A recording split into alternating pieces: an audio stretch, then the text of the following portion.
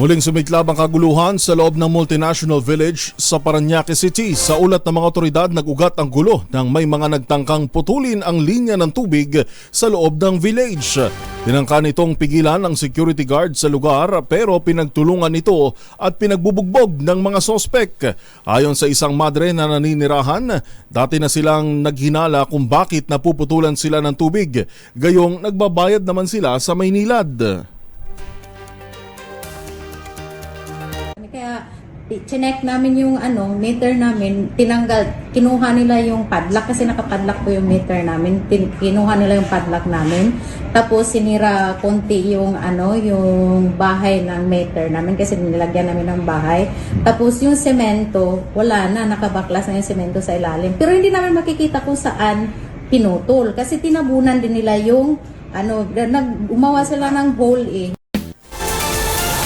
Matatanda ang mayroong alitan sa pagitan ng kasalukuyang presidente ng Homeowners Association na si Julio Templo Nuevo at ang dating nakaupo na si Arnel Gacutan. Kung alitan lang pala to na may tuturing na politika, bakit kailangan madamay ng iba pang mga residente?